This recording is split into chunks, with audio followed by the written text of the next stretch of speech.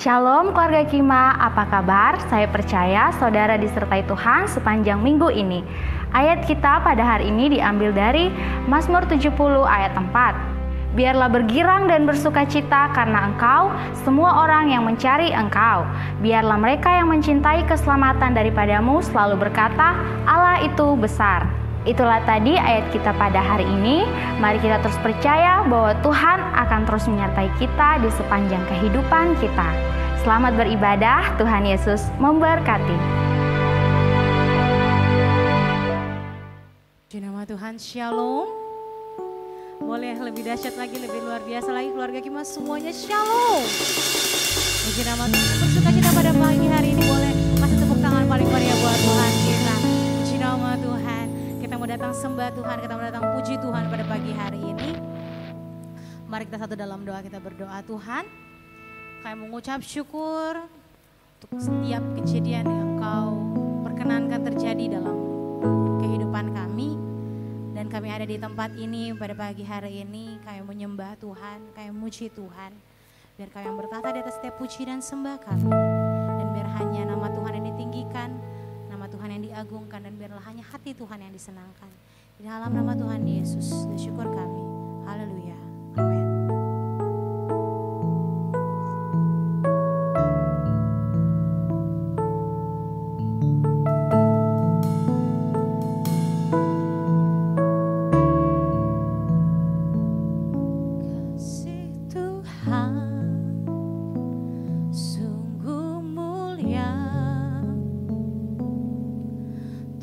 Dan sempurna mengasihiku, pengorbanan di Kalvari sungguh berharga, Kau tebus dosaku. Terpujilah Tuhan Yesus.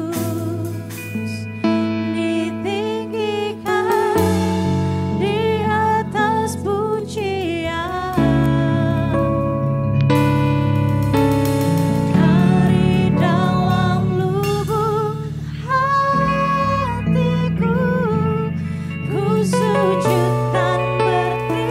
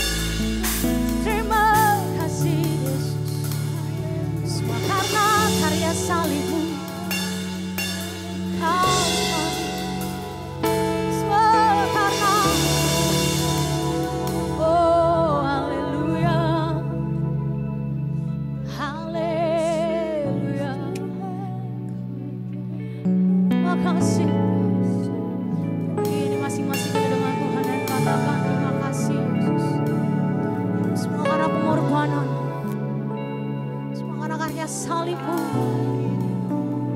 Kau buktikan Kau Allah yang hidup. Kau bangkit, menang Tuhan. Makasih Tuhan.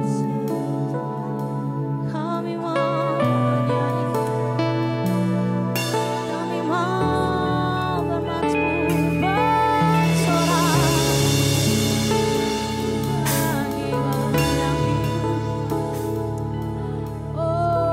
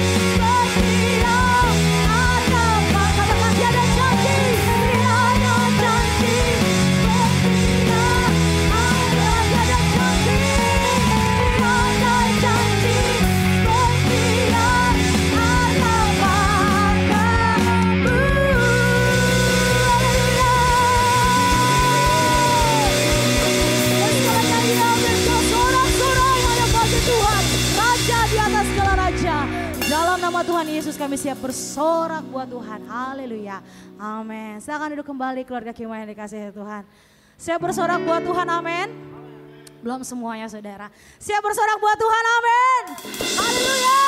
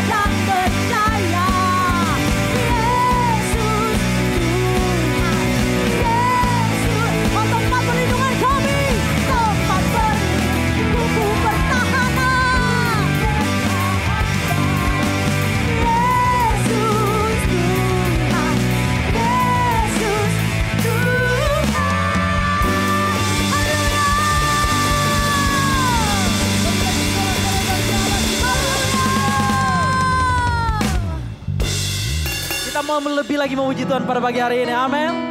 Amin. Nama Yesus, menara yang kuat. Come on. Nama Yesus, kota benteng yang teguh. Nama Yesus, kalahkan semua musuh. Nama Yesus, di atas jalan. Amin. Haleluya.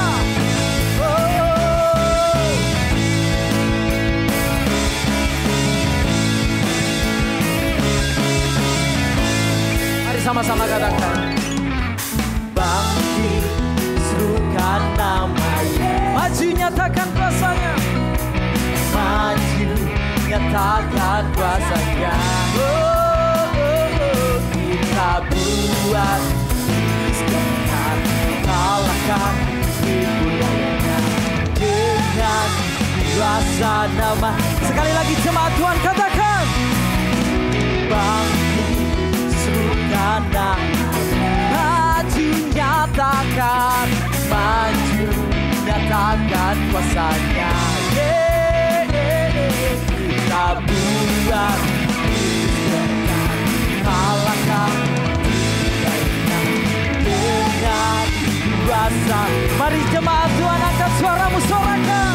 Nama Yesus, menara yang kuat. Nama Yesus, kota benteng yang. Nama Yesus, nama Yesus, kalahkan semua musuh. Nama Yesus, di atas segalanya. Haleluya. Namamu di atas segala nama, Yesus. Haleluya. Mari kita sama-sama nyanyikan. Bangkit, serukan nama. Maju nyatakan kuasanya. Nyatakan, kita buat iblis gemetar. Kita buat iblis gemetar, kalahkan. Dengan apa saudara? Kuasa nama, nama Yesus, nama Yesus.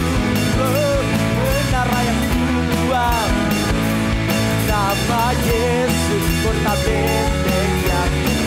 Nama Yesus, kalahkan semua musuh. Nama Yesus, di atas segala. Nama Yesus, menara yang kuat. Amin. Nama Yesus, kota benteng yang teguh. Namamu Yesus, kalahkan semua musuh. Nama Yesus, di atas sekali lagi. Nama Yesus, menara yang kuat. Nama Yesus, kota benteng yang teguh. Namamu Yesus, kalahkan semua musuh. Nama Yesus, di atas. Sekali lagi, lebih keras lagi. Nama Yesus, menara yang kuat. Nama Yesus, kota benteng yang teguh. Nama Yesus, kalahkan semua musuh. Nama Yesus, di atas. Nama Yesus di atas segalanya. Nama Yesus di atas. Sekali lagi nyatakan. Nama Yesus di atas segala-galanya. Haleluya. Mari beri sorak-sorai bagi Allah kita. Haleluya. Silakan duduk jemaat Tuhan yang dikasihi Tuhan. Dan sebelum kita mendengarkan kebenaran firman Tuhan, saya persilakan kepada jemaat Tuhan yang ingin memberikan kesaksiannya. Saya persilakan.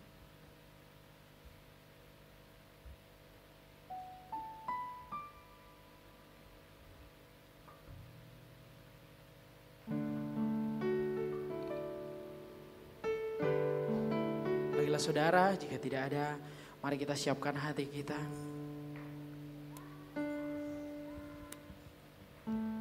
Sebab di setiap musim dan kondisi kehidupan kami percaya bahwa Kau Allah yang tetap setia, Kau Allah yang tetap memegang kendali atas hidup kami, dan Kau tetap menyertai kami Tuhan. Ini lagu pujian iman kami. Terima kasih Tuhan. Terima kasih Tuhan.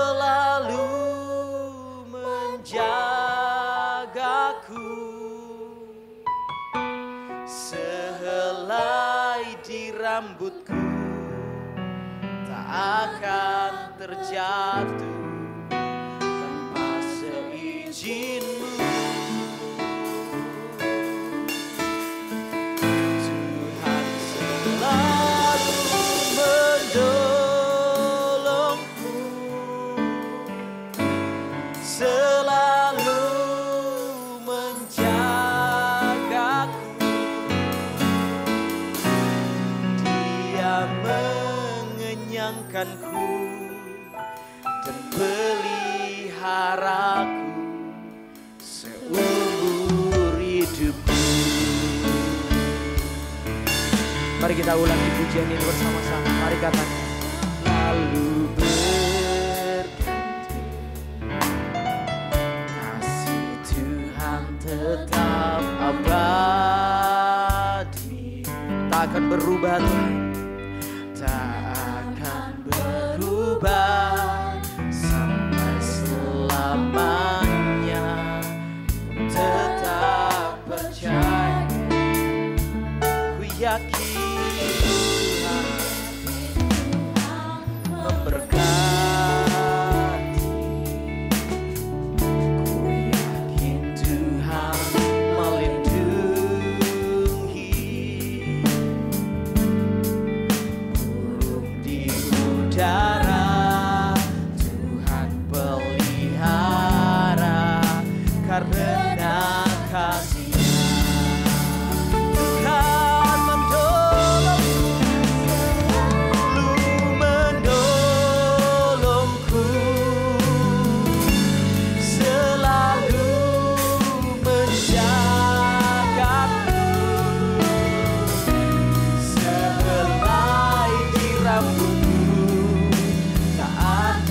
silakan kepada hambanya. Kau selalu menolongku,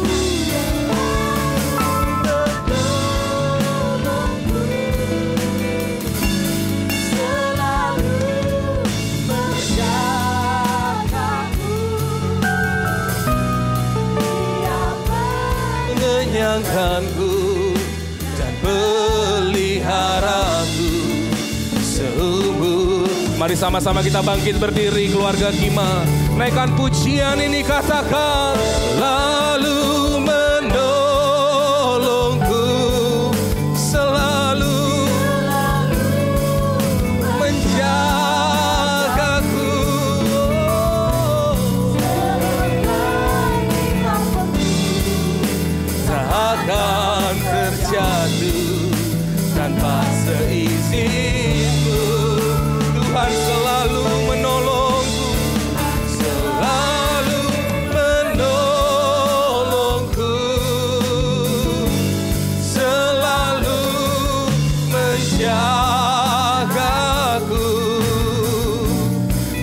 Dia mengenyangkanku dan peliharaku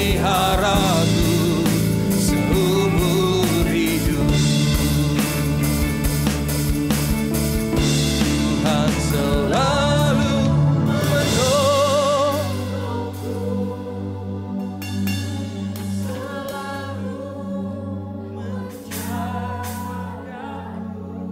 Ya Yesus.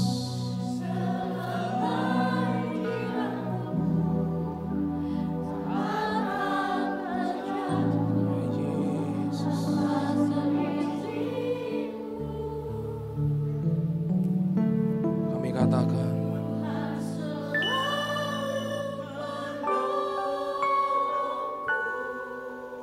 Sakaya nama lama.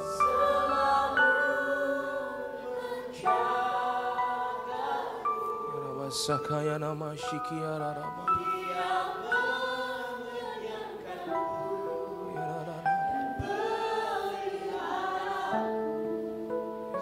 Sakaya Rama.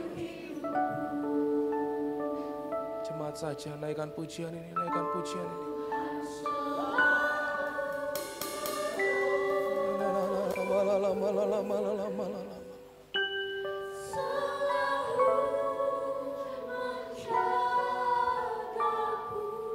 Yesus, Yesus.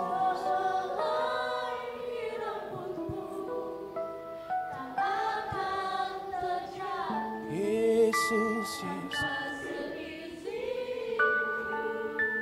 Yesus Tuhan, Yesus Tuhan.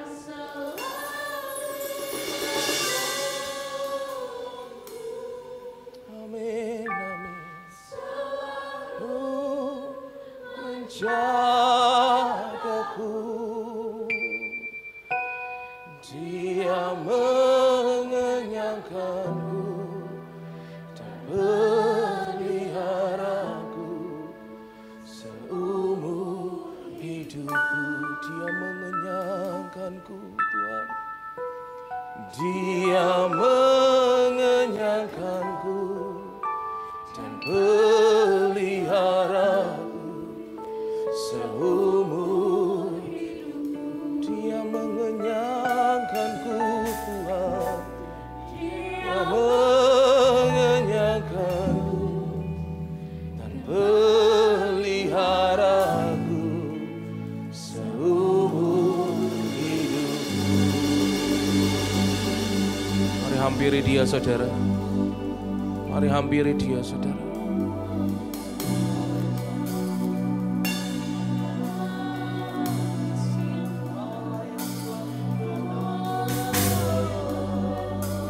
Bekerjalah di tengah-tengah kami, Tuhan.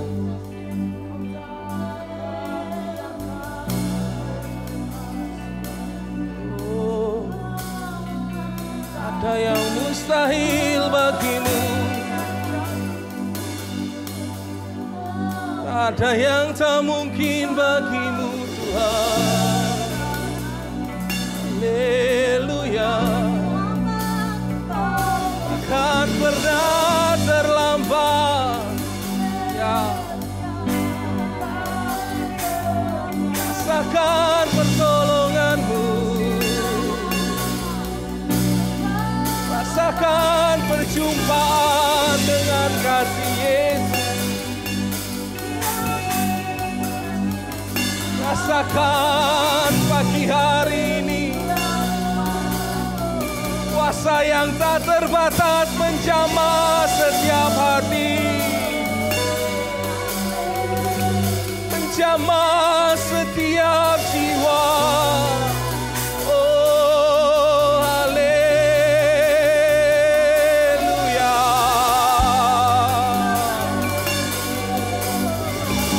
Open your heart, buka hatimu, buka hatimu.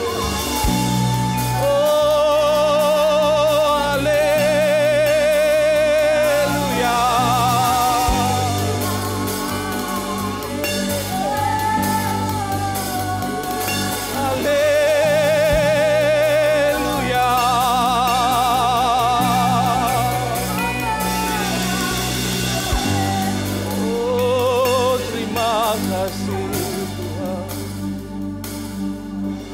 kasih Yesus.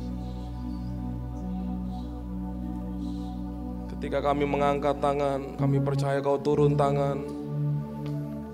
Ketika kami berseru meminta pertolongan, kami percaya Kau tidak tutup telingamu Tuhan.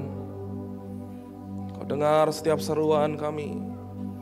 Kau dengar setiap penyembahan kami pagi hari ini. Terima kasih untuk kuasa kebangkitan yang kami masih rasakan. Untuk bukti kemenangan yang kami masih rasakan Bapa.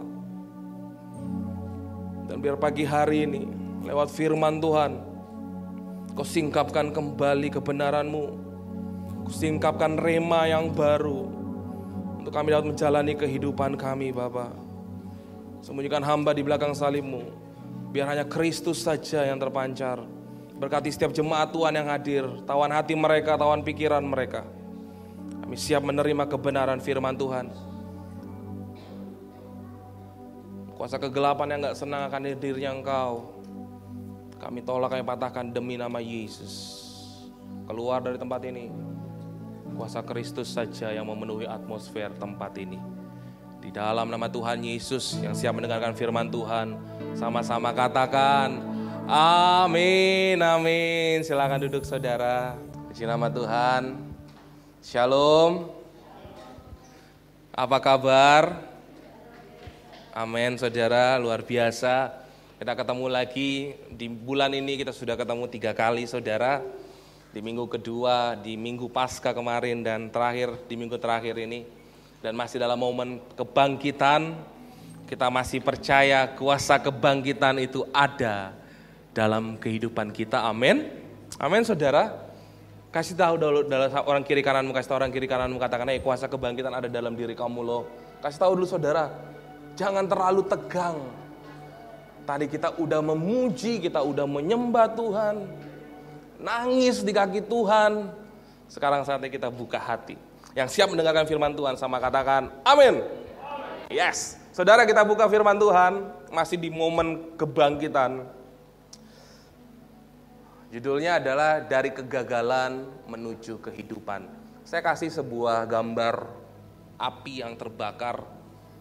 Nanti kita akan belajar di poin terakhir ya, nggak usah dibuka sekarang. Tapi kita mau lihat dulu Yohanes 21 ayat 1 sampai dengan 14. Next slide. Yohanes 21 ayat 1 sampai dengan 14. Kalau misalnya ini nggak kebaca, mungkin multimedia bisa bantu kasihkan ayat dalam ProPresenter. Kita akan baca secara bergantian. Yohanes 21 ayat 1 sampai dengan 14. Ayat 1 dibaca oleh pria sejati. Ayat 2 dibaca oleh wanita-wanita bijak. 1, 2, 3. Ayat 1, pria. Kemudian Yesus menampakkan diri lagi kepada murid-muridnya di pantai Danau Tiberias. Dan ia menampakkan diri sebagai berikut. 2.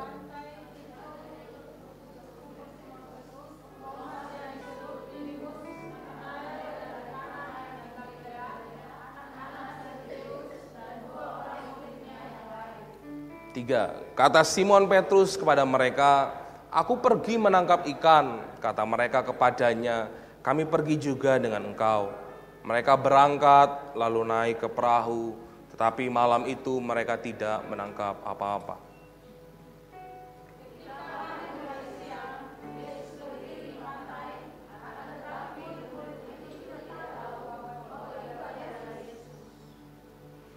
Kata Yesus kepada mereka, "Hai anak-anak, adakah kamu mempunyai lauk pauk?" Jawab mereka, "Tidak ada."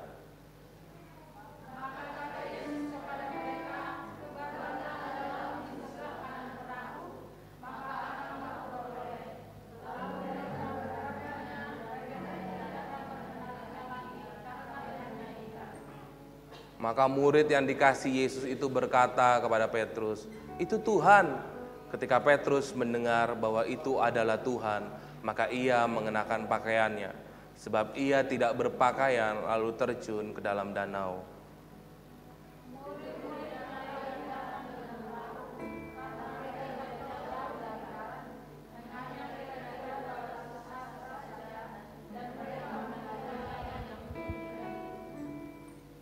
Ketika mereka tiba di darat, mereka melihat api arang dan di atasnya ikan dan roti.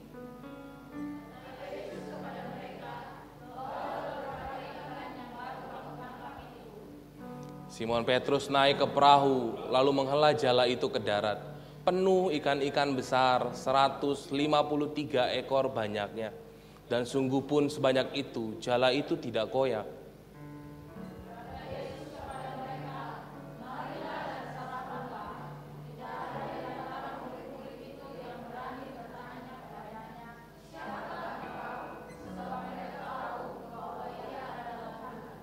Yesus maju ke depan mengambil roti dan memberikannya kepada mereka. Demikian juga ikan itu.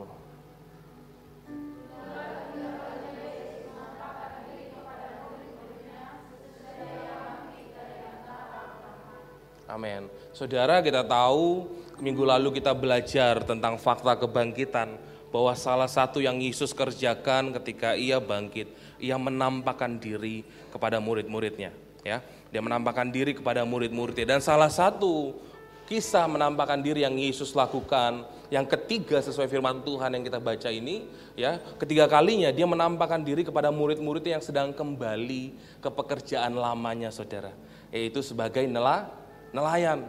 Jadi murid-murid pergi menangkap ikan, tapi semalaman gagal. Lalu besoknya, saudara, siang-siang Yesus bangkit dan berdiri di pantai, bertanya sama mereka, "Hai murid-murid, hai anak-anakku." Ini seperti itu ya saudara, karena gurunya kan. "Adakah engkau mempunyai lauk pauk?" Yesus nggak tanya, "Ada ikan nggak?" Tapi dia langsung tanya, "Saudara, lauk pauk?" Lalu mereka bilang tidak ada, karena memang mereka nggak mendapatkan apa-apa. Lalu Tuhan mengadakan mujizat. Kita percaya kalau ketika Tuhan hadir, ada mujizat terjadi. Tuhan mengadakan mujizat. Dia bilang, "Sebarkan jalamu di sebelah kanan." Lalu singkat cerita, saudara, ditebarkan, mendapatkan ikan yang banyak. Firman Tuhan tulis 153 ikan besar dan jalannya nggak koyak. Lalu saat mereka di darat, Yesus kembali mengajak mereka untuk sarapan, untuk breakfast, saudara, dalam bahasa Inggrisnya, untuk sarapan bersama. Nah, kita sering dengar khotbah ini. Saya yakin saudara sering dengar khotbah ini, sering dikhotbahkan. Tapi saya percaya pagi ini Tuhan mau mengingatkan kita suatu hal yang baru. Amin. Tuhan mau mengingatkan kita suatu kebenaran yang baru. Kalau saudara lihat konteksnya, kenapa mereka bisa kembali untuk jadi nelayan? Kenapa? Yang pertama ya karena Yesus mati. Tentu Yesus mati, lalu mereka kehilangan arah. Mereka kehilangan panggilan mereka. Saya bilang mereka mati secara rohani, saudara. Jadi mereka kembali ke pekerjaan yang lama. Kembali pada pekerjaan nelayan. Mereka meninggalkan panggilan mereka. Itu yang murid-murid lakukan. Itu yang Petrus lakukan. Tapi Yesus kembali hampiri mereka. Karena Yesus tahu bukan ini pekerjaanmu. Karena Yesus tahu bukan itu yang harus kau kerjakan. Pengalaman kita selama 3,5 tahun berjalan bersama melayani. Masa dengan akhir hidupku kau selesai begitu saja? Yesus hampiri mereka, saudara. Lalu Yesus mau melihat mereka kembali bangkit. Maka itu saya kasih judul, dari kegagalan menuju kepada sebuah kehidupan. Dari kegagalan menuju kepada sebuah kehidupan. Dari mati rohani menuju kepada sebuah kehidupan yang baru. Dan itu yang murid-murid alami. Nah, kita mau coba bedah lebih dalam, saudara. Kita mau belajar dari ayat ini. Dari kegagalan menuju kepada sebuah kehidupan, ada poin apa saja yang bisa kita tangkap pagi hari ini? Mungkin saudara ada yang sudah seperti murid, terlalu lama, terlalu capek, kembali ke kehidupan lama saudara. Tapi biar pagi hari ini, firman Tuhan mau memperbaharui hati kita. Amin, saudara. Mau memperbaharui kehidupan kita. Saya pakai kita, berarti untuk saya juga, saudara. Ketika saya kemas firman ini, firman yang sangat sederhana, tapi Tuhan kasih rema yang baru buat saya. Nah, kita lihat, saudara, apa yang kita bisa petik dari pengalaman murid-murid ketemu dengan Yesus kembali, dari kegagalan mereka menuju kepada kehidupan. Yang pertama, kita lihat Yesus datang mencari kita di tempat kegagalan. Perhatikan ini. Yang pertama, Yesus datang mencari kita di tempat kegagalan. Bukan hanya sekedar mencari kita dalam kita berhasil, saudara. Bukan hanya sekedar mencari kita ketika kita sukses. Ketika kita sudah proud langkah iman kita sudah raih langkah iman kita, no. Tapi di sini kita lihat, Yesus pun hadir di titik terendah kita. Amin. Yesus hadir, saudara. Kita lihat ayat 1 sampai 5. Firman Tuhan bilang gini, kemudian Yesus menampakkan diri lagi kepada murid-muridnya di pantai Danau Tiberias.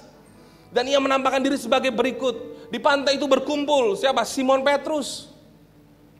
Simon Petrus, ini yang kita belajar kemarin di Fakta Kebangkitan. Orang yang hancur, yang patah, karena dia menyangkali Yesus. Dia kembali ke pekerjaan itu. Lalu dengan murid-murid yang lain. Ayat 3 kata Simon Petrus, kepada mereka, aku pergi menangkap ikan. Ketika kata mereka kepadanya, kami pergi juga dengan engkau. Dia kembali, saudara. Karena saya percaya dia punya tanggungan juga.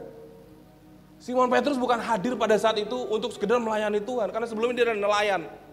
Ketika dia kehilangan arah, kehilangan panggilannya, dia berpikir bagaimana caranya supaya saya bisa kembali bekerja. Akhirnya dia bilang, aku mau kembali nelayan aja. Karena aku gak tahu mau bikin apa lagi. Mereka kembali, saudara, ayat 4, apa dikatakan ketika ayat 3 bagian B, dia bilang gini, kami pergi juga dengan engkau, mereka berangkat lalu naik ke perahu, tetapi malam itu mereka tidak menangkap apa-apa. Bayangkan, seorang nelayan, pro, saudara. Kenapa saya bisa bilang profesional? Karena dari bapak mereka, itu semua nelayan. Alkitab tulis mereka tuh nelayan. Teologi, belajar teologi, dikatakan mereka ini ada keturunan nelayan. Karena mereka di pesisir. Tapi mereka nggak dapat apa-apa. Lalu apalagi ayat 5 dikatakan apa? Dikatakan ketika hari mulai siang, Yesus berdiri di pantai. Akan tetapi murid-murid itu tidak tahu bahwa itu adalah Yesus. Kata Yesus kepada mereka, hai anak-anak, adakah kamu mempunyai lauk pauk?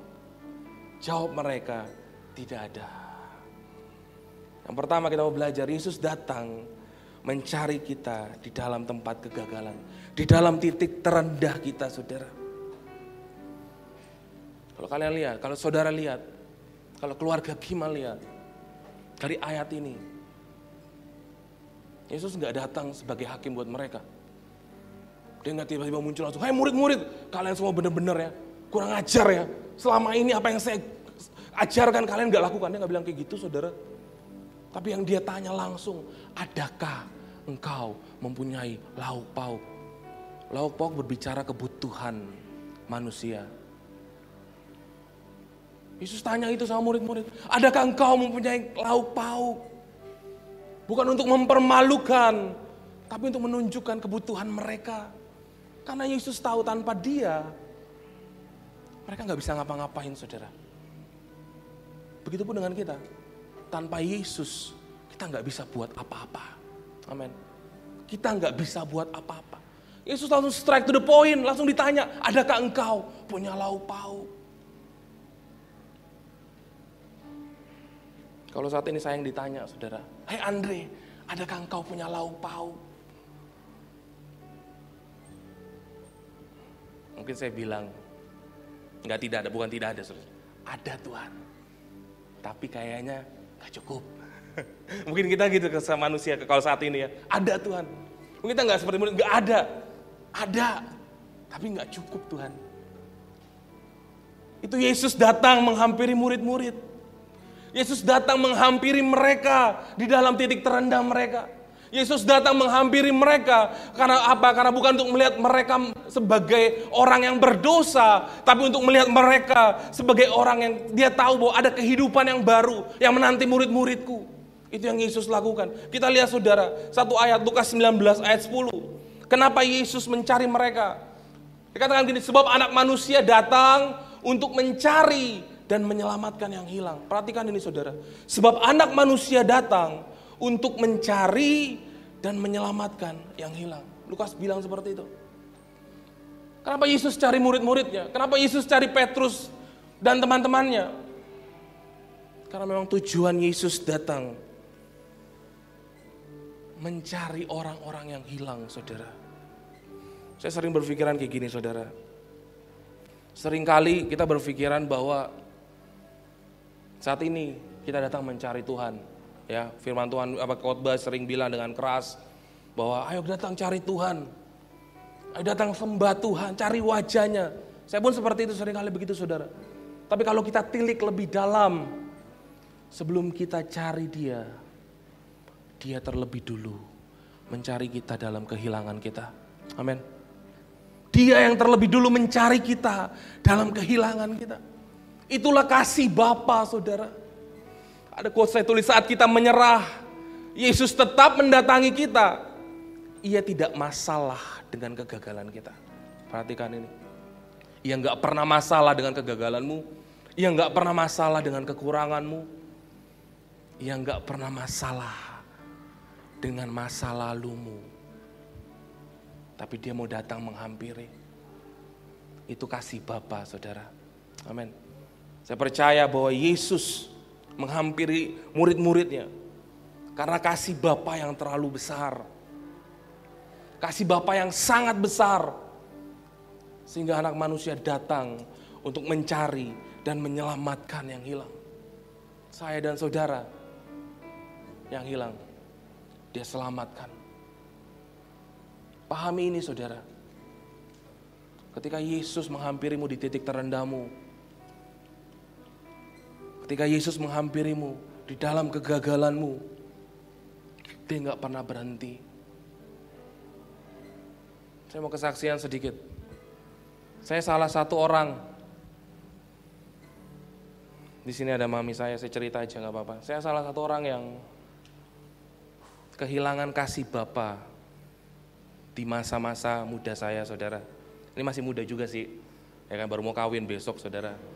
Ini masih muda, tapi di masa-masa transisi dari SMA ke perguruan tinggi.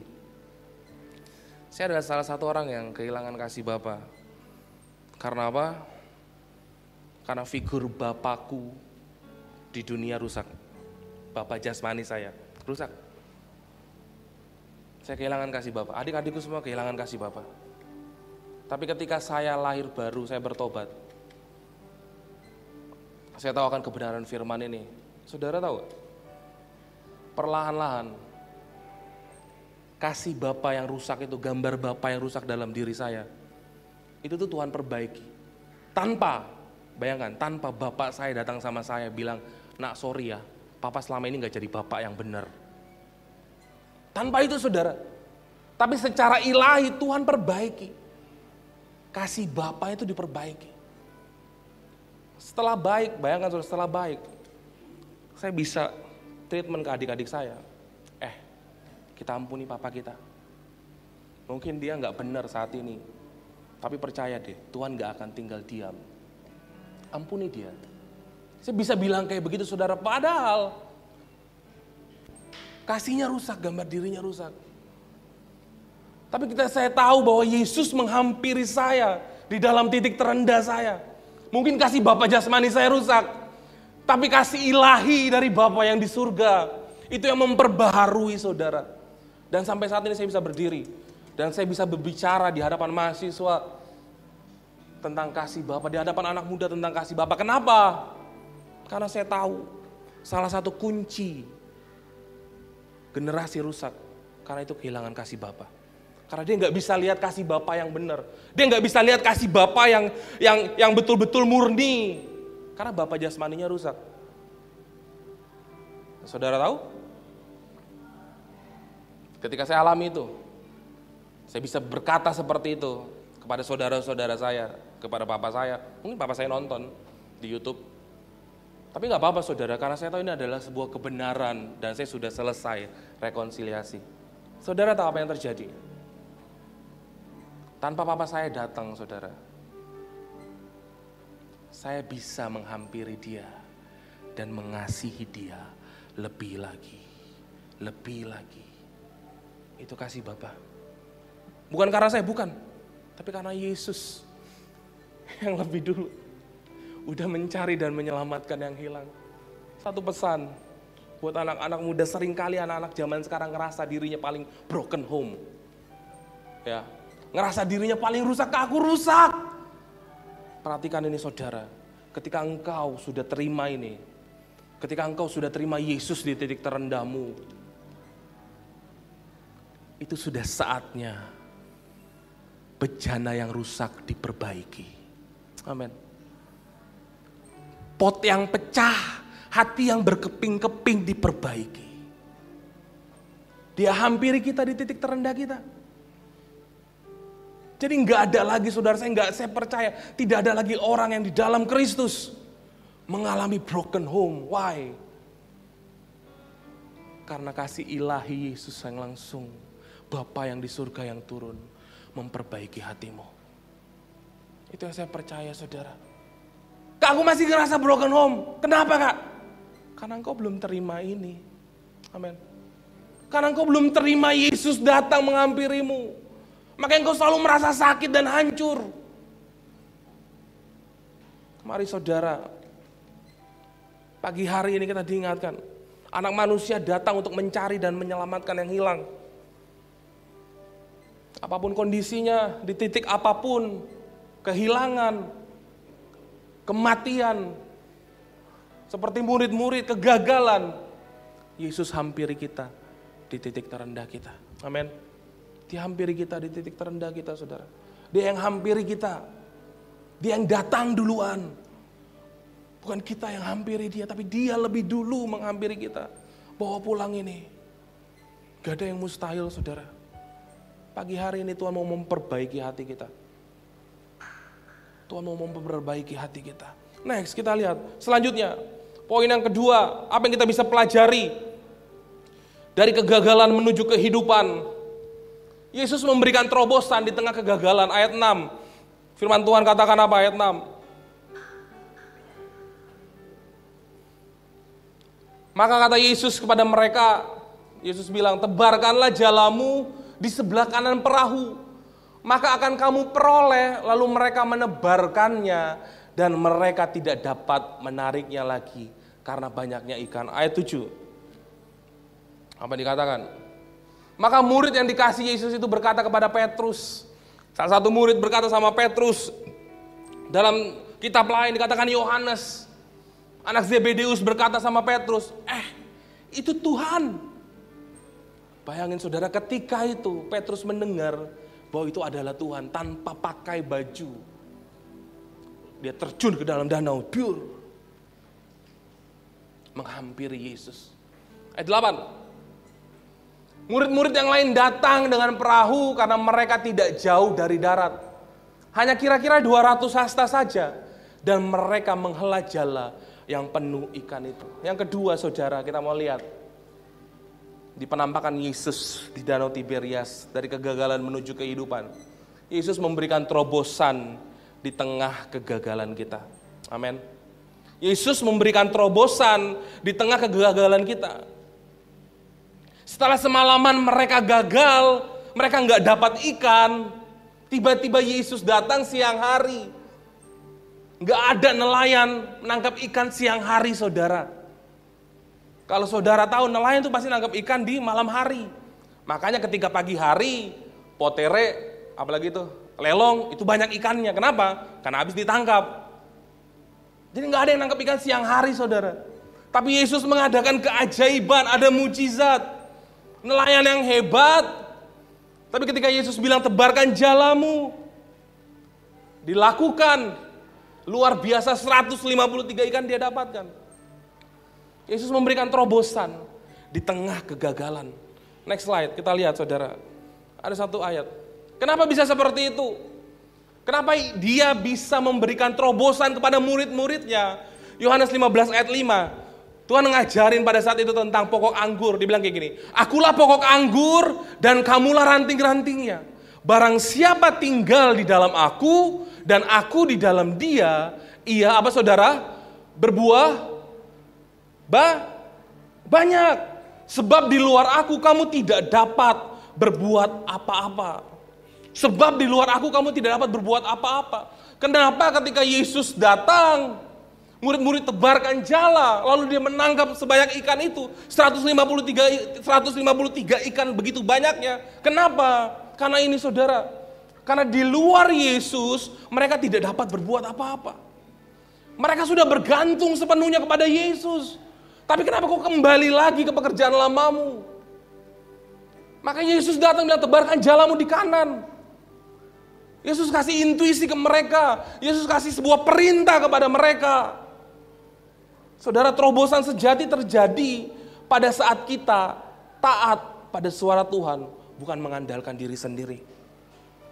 Saya ulangi, terobosan sejati terjadi pada saat kita taat pada suara Tuhan.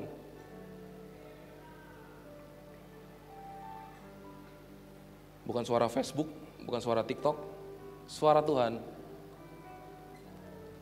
Bukan mengandalkan diri sendiri. Itu yang murid lakukan. Kenapa itu terjadi? Karena dia taat, saudara. Karena mereka taat. Sehingga terobosan itu terjadi. Enggak mengandalkan kepintarannya sendiri. Nah sekarang pertanyaannya, kita sudah dalam kegagalan, kita sudah dalam titik terendah, mau enggak kita taat? Amin. Mau enggak kita taat? T-A-A-T. Mungkin saudara pikir, khotbahnya taat mulu. Khotbahnya keselamatan. Memang momennya, saudara. Di bulan ini kita lagi merayakan Paskah. Kita akan banyak belajar tentang kuasa kebangkitan. Murid-murid mau diajar taat. Intinya mau enggak kita taat. Kita dengar suaranya. Apa yang Tuhan suruh kita lakukan. Gimana caranya Kak saya dengar suara Tuhan? Baca firman Tuhan, simple. Dengar suara Tuhan, saudara. Taat. Itu yang murid-murid lakukan. Kalau saudara tahu, sebelum kisah ini, saudara perhatikan.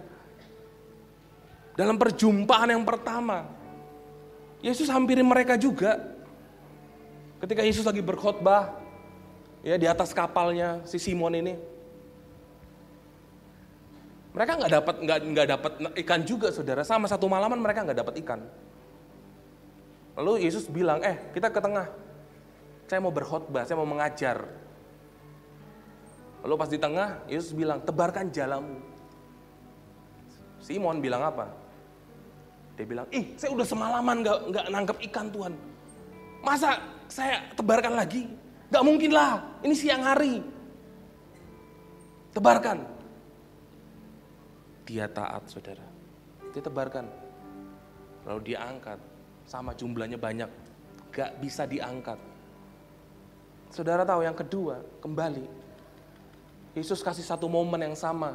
Tapi bedanya saat ini, Petrus gak bilang lagi. Dia gak, Tuhan kenapa bisa? Enggak. Dia gak komplain lagi. Dia langsung lakukan itu. Karena dia tahu, saya harus taat untuk mengalami terobosan. Kita harus taat untuk mengalami terobosan. Saudara, ada satu kisah tentang seorang preman dan pendeta John. Mungkin saudara pernah dengar cerita ini. Saya sering bawakan, tahun lalu saya pernah bawakan. Suatu kali di sebuah gereja di Amerika, saudara tahu ada pendeta John, gereja yang kecil, ya kayak ginilah. Terus di depan gerejanya ada orang yang lagi ribut-ribut, saudara. Berantem, berkelahi, teriak-teriak. Terus pendeta ini keluar dari pastori. Lalu dilihat, di situ ada preman yang lagi berantem. Preman yang namanya Edward, saudara. Lalu pendeta John menghampiri Edward, bilang, Ed! Bukan Ed, anaknya Mama Ed ya. Beda, saudara. Lalu, Ed, stop. Kenapa? Lalu yang jadi lawannya si Edward ini bilang, ini rese. Diganggu saya. Sudah. Edward sini ikut saya. Premannya dipanggil sama pendeta itu. Sama Pastor John. Ketika dipanggil, saudara, dia bilang, Edward, saya mau kasih kamu sebuah tanggung jawab. Si Edward natap pendeta itu dengan sinis, bilang, tanggung jawab apa Pak Pendeta? Saya mau besok hari Minggu, kamu bantu saya melayani Tuhan. Terus si Edward ketawa, sudah. Mana mungkin saya mau melayani Tuhan. Saya ini penjahat loh Pak Pendeta, saya penjahat. Mana mungkin, ada aja. Udah saya di luar aja. palak-palakin orang yang datang ke gereja. Enggak. Kamu datang ke gereja, kamu duduk. Nanti besok saya kasih tahu kamu harus ngapain. Akhirnya Edward pergi saudara. Hari Minggu seperti kita beribadah. Lalu ternyata Edward itu datang. Lalu pendeta John hampiri dia gitu kan. Karena kan pendeta kan gembala. Oh selamat hari Minggu Edward, akhirnya kamu datang juga ya. Nah iya Pak Pendeta. Gini, nanti pas persembahan, kamu bawa ini, tandu persembahan. Lalu, kamu jalankan ke jemaat untuk supaya dia kasih persembahan. Lalu Edward bilang, oh hanya itu aja Pak. Saya biasa dulu kayak gitu. Tapi dengan kekerasan. Gitu kan. Enggak. Pokoknya jalanin aja agar jemaat bisa isi ini. Akhirnya saudara, setelah selesai firman, Edward bawa tandu persembahan ini ke jemaat. Dia bawa gitu kan. Karena ini preman saudara, jadi dia nggak mungkin gitu kan dengan mari memberi, enggak. Dia masih dengan tabiat lamanya. Kasih enggak? Yang banyak. Sehingga saudara itu kantong persembahan itu jadi full. Karena intimidasi dari seorang preman. Jadi kalau di gereja ini mau full, enggak. Kita pakai preman aja saudara, enggak, bercanda saudara. Akhirnya ini kantong ini jadi full. Nah biasanya kalau misal di gereja lama, ketika sudah ditaruh persembahan, sudah dibawa persembahan saudara, ini dibawa ke belakang. Ke ruang konsistori ya. Pokoknya itulah saudara. Jadi dibawa ke belakang mimbar. Setelah dibawa, ditaruh, Edward yang taruh nih. Tiba-tiba gerombolannya si Edward datang menghampiri dia. Edward, duit, ayo kabur, uang, kapan lagi dapat uang dengan mudah? Saudara tahu, ketika Edward didatangi teman-temannya, dia taruh. Saudara tahu apa yang dia bilang? Dia diam, dia tertegun. Lalu Edward bilang sama teman-temannya, enggak. Aku enggak mau bawa pergi nih.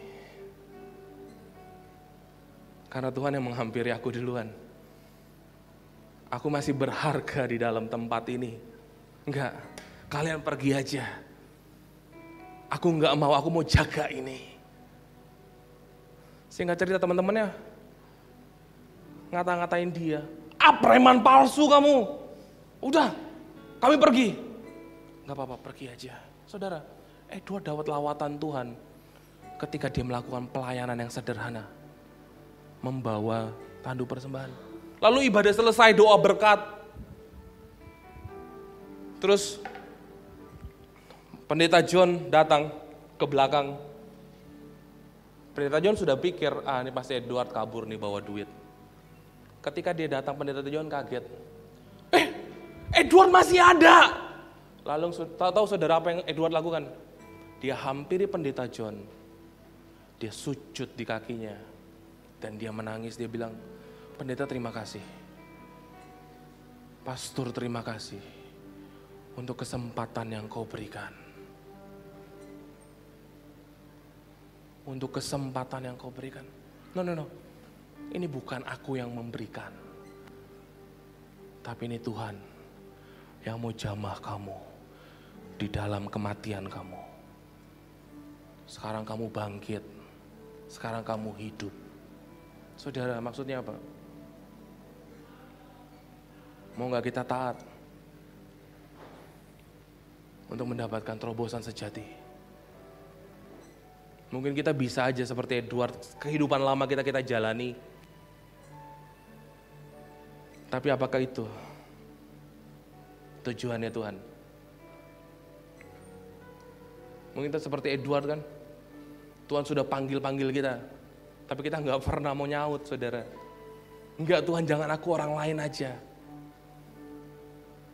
Tapi pagi hari ini, Tuhan mau ngajarin sebuah kisah yang simpel. Dengan ketaatan, kita bisa mengalami terobosan. Amin, saudara. Dengan ketaatan, engkau bisa mengalami terobosan di tengah keterpurukanmu, di tengah kegagalanmu. Itu poin yang kedua, saudara. Saudara menangkap sesuatu pagi hari ini, amin? Amin. Yang ketiga, saudara, yang terakhir kita mau lihat. Api dan arang melambangkan pemulihan sejati. Nah ini menarik saudara, kita lihat ayat 9. Dikatakan apa? Ketika mereka tiba di darat, mereka melihat api arang dan di atasnya ikan dan roti. Ayat 10. Kata Yesus kepada mereka, bawalah beberapa ikan yang baru kamu tangkap itu. 11. Simon Petrus naik ke perahu lalu menghela jala itu ke darat. Penuh ikan-ikan besar, 153 ekor banyaknya. Dan jala itu enggak koyak, 12. Kata Yesus kepada mereka, marilah dan sarapanlah. Tidak ada di antara murid-murid itu yang berani bertanya kepadanya, siapakah engkau? Sebab mereka tahu bahwa itu adalah Tuhan. 13. Yesus maju ke depan, mengambil roti dan memberikannya kepada mereka. Demikian juga ikan itu. 14. Itulah ketiga kalinya Yesus menampakkan diri kepada murid-murid sesudah ia bangkit dari antara orang mati. Saudara, ada kata api arang di ayat yang ke-9. Firman Tuhan bilang saat tiba di darat, mereka menemukan api arang dan roti dan ikan. Saudara, menarik. Kenapa kata api dan arang ini saya highlight dan saya kasih jadi sebuah poin.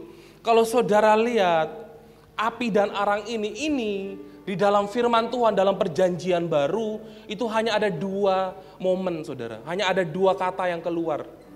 2 ayat yang keluar. Yaitu di dalam kisah ini, Yohanes 21, sama kisah selanjutnya ketika Petrus menyangkal Yesus. Ketika Petrus menyangkal Yesus, ada kata-kata api arang juga. Nah kita lihat saudara, next slide. Biar saudara nggak bingung, di dalam Yohanes 18 ayat 17 dikatakan gini, maka kata hamba perempuan penjaga pintu kepada Petrus, bukankah engkau juga murid orang itu? Jawab Petrus, bukan, tanda seru saudara. Dia menolak, menyangkal. Ayat 18, sementara itu hamba-hamba dan penjaga-penjaga bait Allah telah memasang api arang. Sebab hawa dingin waktu itu. Dan mereka berdiri berdiam di situ. Juga Petrus berdiri berdiam bersama-sama dengan mereka. Jadi sambil lihat Yesus dihakimi, Petrus sama-sama orang pada saat itu lihatin Yesus dihakimi sambil berdiam menghangatkan badan saudara. Sampai akhirnya itu yang pertama, ini penyangkalan Petrus yang pertama. Sampai akhirnya penyangkalan kedua, ketiga, lalu ayam berkokok. Kukuruyu, kukuruyu. Petrus menyangkal Yesus. Itu kematiannya. Lalu di Yohanes 21, Yesus kembali hampiri dia. Ketika mereka tiba di darat, mereka melihat, apa saudara? Api arang. Bedanya, di Yohanes 18, api arang dalam suasana yang mencekam, dalam kedinginan. Tapi di Yohanes 21, Yesus menghampiri Petrus dengan api arang, tapi bedanya apa saudara? Dalam sebuah kehangatan. Karena apa? Karena ada ikan dan roti. Dan Yesus ngajak Petrus untuk sarapan bersama murid-murid yang lain. Maksudnya apa? Saudara, firman Tuhan itu sangat-sangat luar biasa. Yesus mau mengajarin kita lewat momentum-momentum. Supaya kita mengingat itu, supaya kita nggak melupakan itu. Kalau api yang pertama tadi mencekam, api yang pertama tadi itu adalah sebuah dosa. Tapi di api arang yang kedua, Yesus menyediakan sebuah sarapan saudara. Sebuah ikan dan roti. Dia menyediakan sebuah hal yang baru. Kalau kita bicara makanan, bicara sarapan, itu kita bicara sebuah kesepakatan saudara. Saudara gak mungkin duduk bersama dengan orang sarapan dalam rumah saudara kalau saudara gak sepakat. Lalu Yesus menghampiri mereka kembali untuk membangun komitmen yang sama. Ketika itu Yesus membawakan mereka api arang dan sebuah ikan dan roti. Yesus mau mengingatkan dalam sebuah momen, kalau yang kemarin dia hakimi saya, Petrus menyangkal saya, tapi kali ini saya nggak mau menghakimi dia. Di api arang yang kedua, saya mau memulihkan engkau, Petrus. Itu bedanya saudara. Perhatikan ini saudara. Ini kalimat kata yang sangat simpel, tapi mengena sekali. Ini sebuah teologi. Api arang ini, Petrus terakhir kali dekat itu api, Dia menyangkal, tapi yang kedua, Petrus lihat api arang, dia dipulihkan. Dan makna dari poin ini, api arang. Seringkali kita kayak Petrus, saudara. Dalam kelemahan kita, dalam dosa kita, dalam api arang kita. Tapi Yesus mau datang untuk memulihkan kita. Amin. Yesus mau datang untuk memulihkan kita. Api arang yang kedua, itu tanda penerimaan dan kasih. Perhatikan ini. Api arang di Yohanes 21, itu adalah tanda penerimaan dan kasih. Dia nggak bilang kan, ketika Yesus lagi siapin api dan arang, Yesus nggak bilang, Simon, api arang nih. Ingat kan, 3 kali ayam berkokok, dia nggak bilang kayak gitu, saudara. Ingat dong, kukuruyuk, kukuruyuk. Kok sangkal, Kak? Dia nggak kayak gitu. Bayangin kalau Yesus kayak gitu, saudara, kocak. Dia nggak kayak gitu. Dia cuma mau kasih lihat ada api dan arang. Tapi aku nggak hakim engkau. Aku mau terjadi pemulihan antara engkau dan aku. Itu Yesus. Amin. Pemulihan sejati. Seringkali ada momen api arang dalam kehidupan kita, amin. Seringkali ada momen itu, saudara. Minggu ini saudara bilang, Tuhan aku bertobat Tuhan, aduh, aku berdosa. Aku gak mau lagi kembali Tuhan, aku gak mau lagi kembali. Di hari Minggu. Pulang, Senin, masih ada api-apinya. Iya aku gak mau kembali, aku gak mau kembali. Aku gak mau, aku udah kudus. Selasa, masuk Selasa saudara. Apinya udah mulai padam-padam. Woi, ayo pasang lagi. Menang nih kita, menang. Ini judi saudara. Menang nih kita, ayo pasang lagi. Enggak, aduh enggak. Aku udah bertobat kemarin hari Minggu. Udah bertobat. Selasa, Rabu saudara, Rabu apinya udah mulai mati gitu kan. Ketip-ketip angin. Iblis mulai tiup-tiup. Main judi mau kodok. Kosongkan dompetmu kan. Pasang saya 10.000. Ayam yang itu jago. Masih ada main judi sini saudara? Enggak ada kan? Bertobat.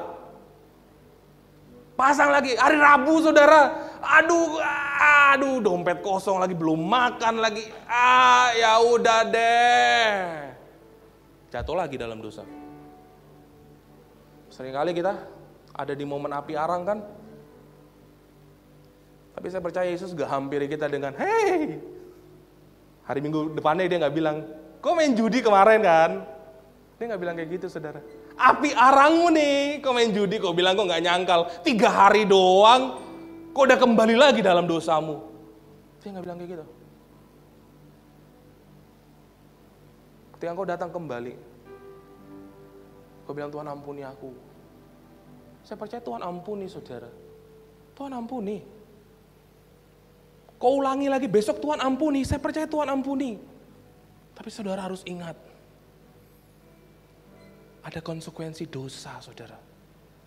Tuhan emang ampuni, tapi ada sebab akibat yang itu membuat dirimu hancur. Pahami ini.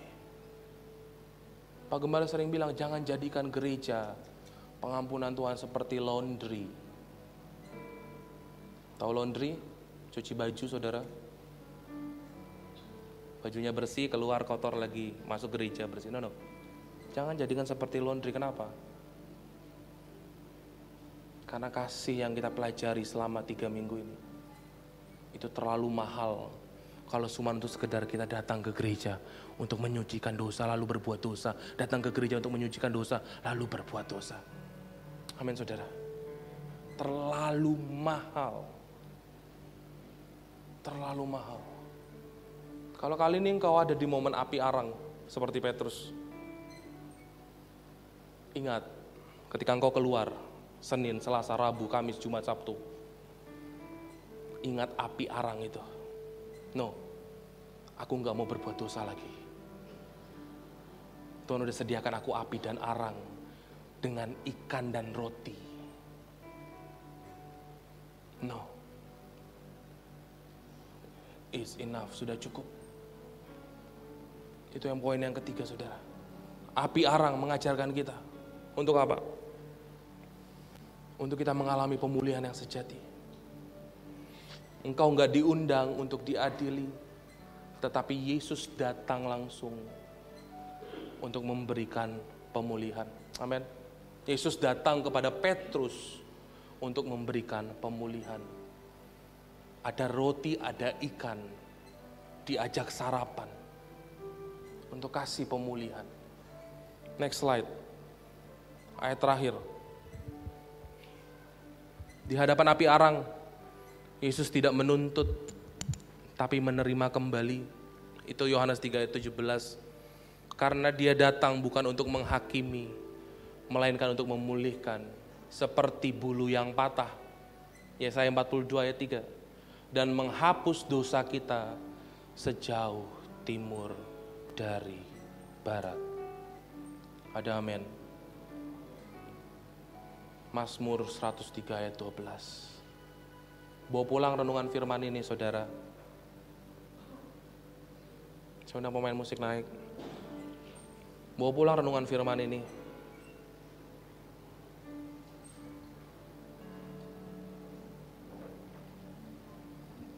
Tiga poin ini. Yesus ingin kita rekonsiliasi dengan Dia di momen api arang ini.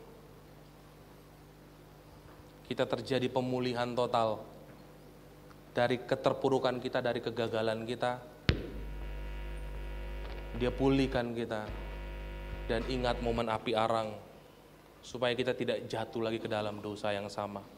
Amin. Supaya kita nggak jatuh lagi ke dalam dosa yang sama. Tundukkan kepala kita. Kita mau berdoa. Ku telah mati dan tinggalkan cara hidupku yang lama. Semuanya sia-sia dan tak berarti lagi. Hidup ini ku letakkan pada mezbah-Mu ya Tuhan. Jadilah padaku seperti yang Kau ingini. Tundukkan kepalamu, berdoa. Ku telah mati, ku telah mati dan tinggalkan cara hidupku yang lama.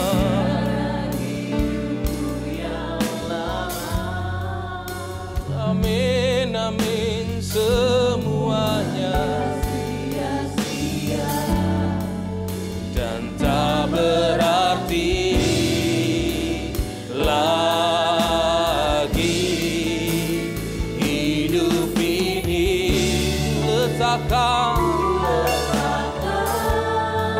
pada mezbah-Mu ya Tuhan, pada mezbah-Mu ya Tuhan.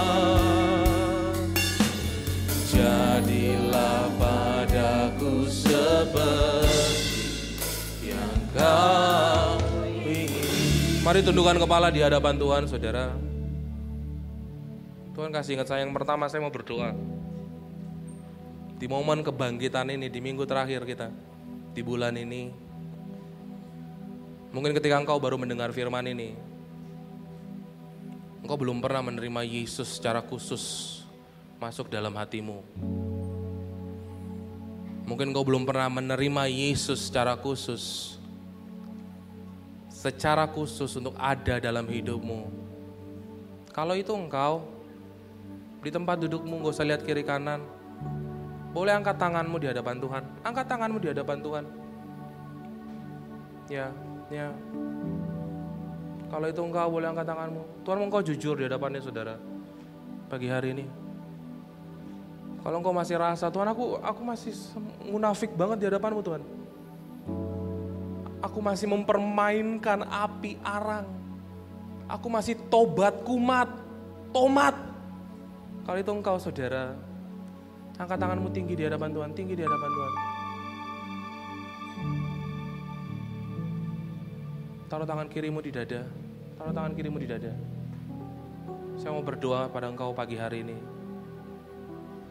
Yang angkat tangan boleh ikuti saya berdoa. Tuhan Yesus, Tuhan Yesus, pagi hari ini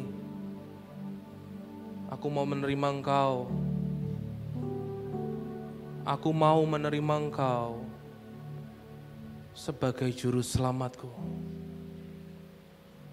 Aku gak mau tobat kumat. Aku mau menerima Engkau sebagai satu-satunya jalan kebenaran dan hidup. Ampuni aku selama ini Tuhan. Ampuni aku Tuhan. Supaya dari kematianku, aku menuju ke kehidupan.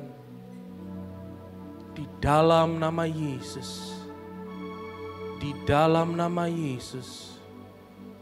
Aku terima Engkau secara pribadi. Haleluya. Amin. Turunkan tangan saudara. Yang kedua saudara. Kalau engkau udah terima Yesus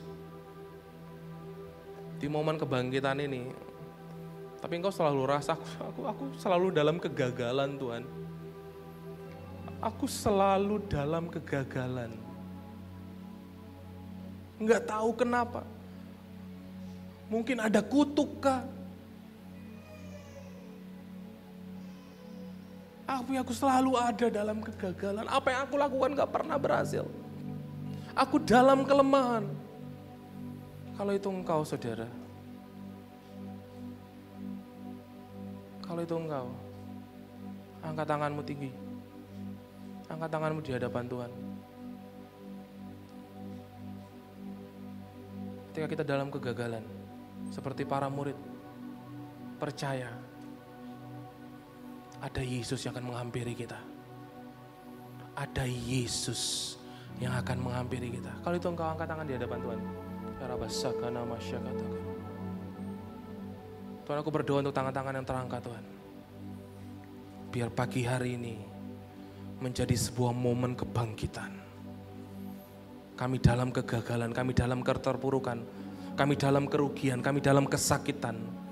Tapi kami percaya Yesus secara langsung yang menghampiri kami di tempat kegagalan kami. Engkau yang memeluk kami, Engkau yang memegang kami, Engkau yang kasih terobosan kepada kami di dalam nama Yesus. Di dalam nama Yesus. Saya mau beritahu saudara, kuncinya percaya dan taat. Pegang itu. Kalau saudara tahu kisah Petrus, ketika dia mengalami perjumpaan di danau itu, kisah para rasul tulis saudara, dia melakukan perkara yang Yesus lakukan dalam pelayanannya. Dia rubah 100 derajat, 180 derajat kehidupannya. Dia seperti Yesus. Dan pagi hari ini, bawa pulang ini dan kita bangkit dari kegagalan kita. Kita bangkit dari kegagalan kita. Terima kasih Tuhan. Ku telah mati dan tinggal cara hidupku yang lama. Cara hidupku yang lama.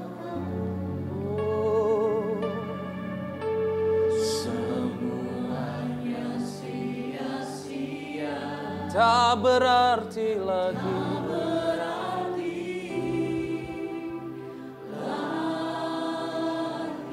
Kami berserah penuh Tuhan. Ku letakkan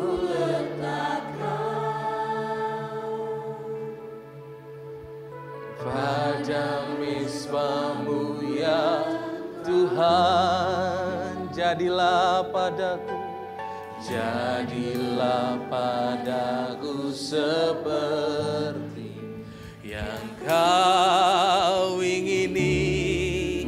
Ku telah mati, oh ku telah mati.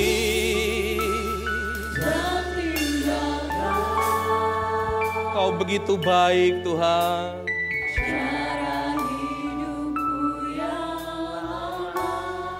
Semuanya sia-sia, semuanya tak berarti lagi. Oh, hidup ini ku letakkan pada mezbah-Mu ya Tuhan.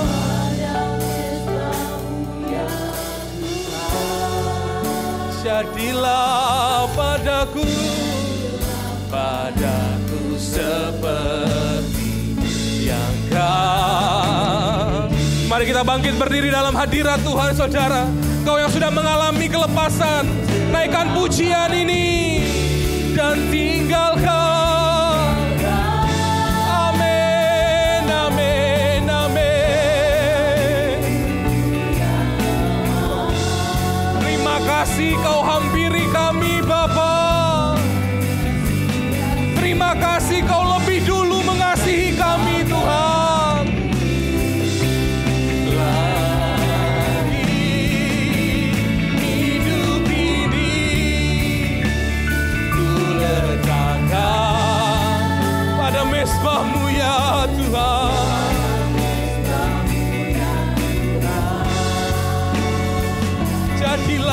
Jadilah yang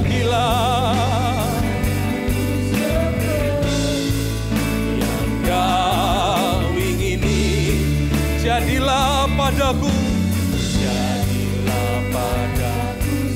jadilah padaku, jadilah padaku, oh jadilah padaku, katakan jadilah yang kau ingini. Mari berikan tepuk tangan bagi Tuhan kita saudara. Berikan tepuk tangan, berikan tepuk tangan. Syukur kepada Yesus Kristus Tuhan. Oh terima kasih Bapa. Hamba telah selesai Tuhan. Biar kali ini Bapa, dari kematian kami menuju kepada kehidupan bersama dengan Engkau. Kami percaya Kau perhitungkan apa yang kami kerjakan. Kami percaya Kau lakukan mujizat seperti Kau lakukan mujizat kepada murid-murid di pantai Danau Tiberias. Ini syukur kami Bapa. Kami bawa pulang firman ini. Jangan tinggalkan kami sendiri. Di dalam nama Tuhan Yesus. Sama-sama kita katakan amin. Silakan duduk saudara, silakan duduk.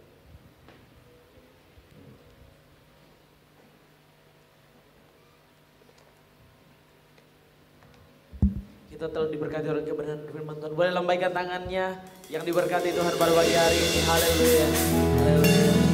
Tiba saatnya saudara, kita akan memberikan persembahan kita. Di depan ada kotak untuk pembangunan dan sebentar ada persembahan tantangan yang akan dijalankan. Namun sebelumnya itu, mari kita satu dalam doa, kita berdoa. Terima kasih ya Tuhan buat berkat-Mu, buat firman-Mu yang telah tersampaikan bagi kami. Meneguhkan, menguatkan, memotivasi kami, memulihkan kami. Dan kami percaya Tuhan bahwa firman-Mu itu tertanam dalam hati kami. Kami berbuah seperti firman-Mu. Terima kasih Tuhan. Dan saat ini kami memberikan persembahan kami. Apa yang ada pada kami, apa yang kami beri adalah diberkati oleh Tuhan. Kami pakai untuk kemuliaan-Mu. Terima kasih Tuhan Yesus. Kami siap memberi di dalam nama Tuhan Yesus. Haleluya. Amin. Selamat memberi saudara. Tuhan Yesus memberkati.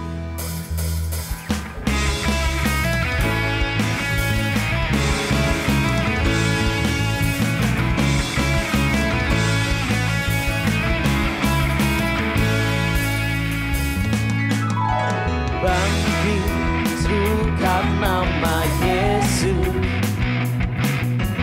Maju, nyatakan kuasanya. Kita buah iblis kekal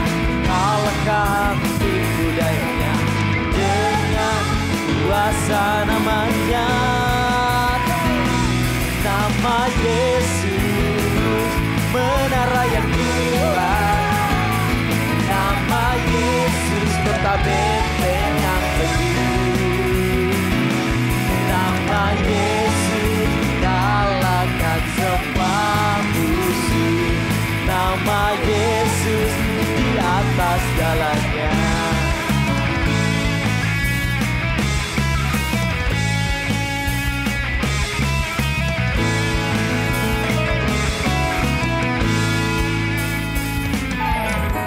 Bangkit, serukan nama Yesus.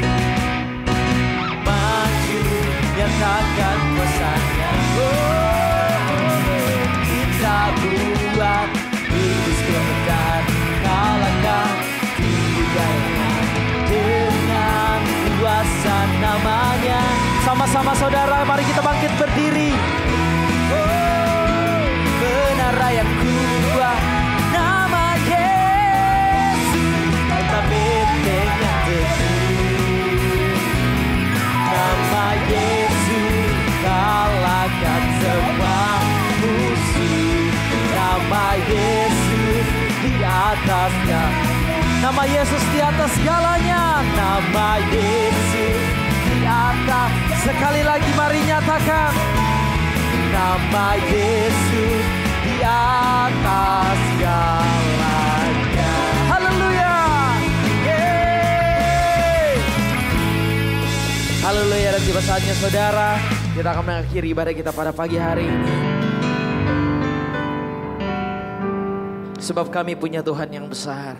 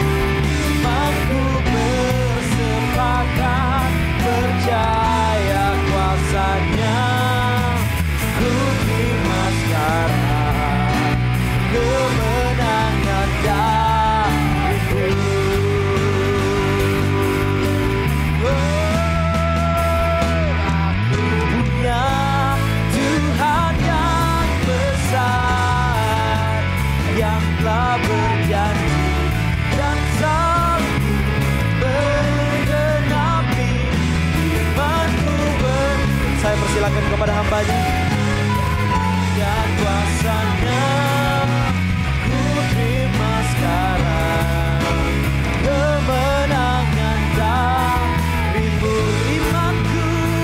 Imanku bersepakat dan kami terima kuasa-Mu Tuhan. Ku terima sekarang kemenangan darimu.